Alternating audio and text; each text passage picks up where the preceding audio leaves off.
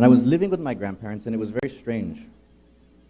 Because my grandparents, they would speak to each other in Chamorro, like all the time, and then they would speak English to us.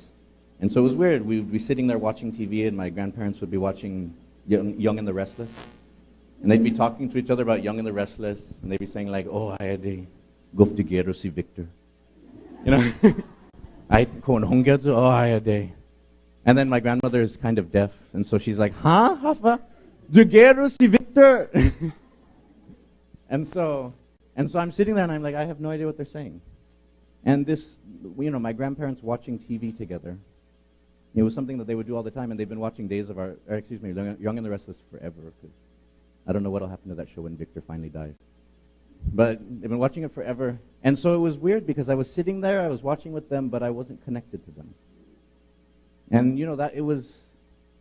I realized that I was incredibly weak. Even if my grandparents could speak to me in English and they could say almost everything in English, there was all these things that they just naturally kept from me because I could not understand and I could not join their world. And language is like that. Language, it's the key to your past, it's the key to your culture. And so what I decided to do was I took Spanish at UOG, and then 2 weeks into it I was like, this is stupid. Why am I taking Spanish at UOG on Guam? I should just take Chamorro, and then I'll just go to Mexico and pretend to be Spanish. And then, so I took Chamorro instead, and I learned, and it wasn't enough. And so eventually I asked my grandparents, can you please speak to me every day in Chamorro? And, they agreed.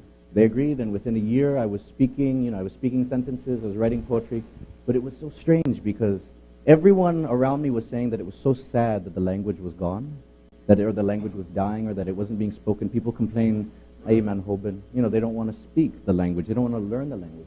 But then as I was speaking, as I was trying to learn, so many people told me, don't bother. Basta now. People who speak Chamorro, older people, they were saying, pahafa, nabalya now. A lot of it was that without value. They would say, Chamorro is nice. It's cool if you're chatting with your pari. It's cool if you're my grandmother and she's chatting with her old lady friends at the funeral. But what else? What else? There was this idea that your language has to have a monetary value, and that English has all this monetary value. And so when I would say I want to speak Chamorro and I want to learn it, people would say, well, there's no value in it. It's not going to get you hired at a hotel in Tumon. Learn Japanese. There's all this emphasis that if you want to learn a language, learn something which matters. Learn Japanese, or maybe when China invades Guam, learn Mandarin and speak Mandarin. Maybe that would have more value than Chamorro. And so that really struck me. It actually pushed me to learn even more and become even more fluent because it was very frustrating.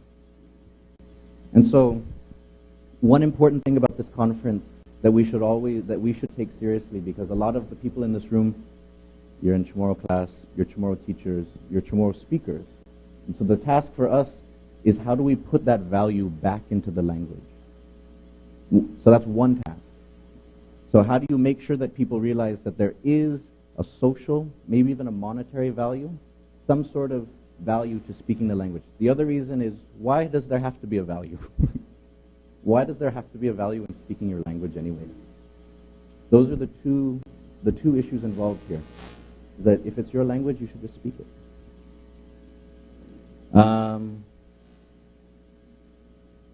And for the tourism side, this is my final thought on this, and then we'll open it up for discussion. From my perspective on the tourism side, the healthier the language and the culture are on Guam, the better it is for tourism. Part of that Guamanian dream that was decades long was the idea that Guam needs to kind of get rid of everything it has and bring in something that somebody else has, which seems to make more money or belongs to a place which is superior to Guam. So the tourism industry functioned like that for the longest time, which was, who is out there who's making a lot of money that we can copy? And it wasn't even we copy and then we change, but it was just like, who can we just copy? And it was part of that idea, that the Guamanian feeling that we don't have anything, so we need to take things from other people to give us a chance at life. And that, it worked for a while. It worked for a while as long as, duty-free mattered and the world wasn't so globalized that people, the Japanese came to Guam.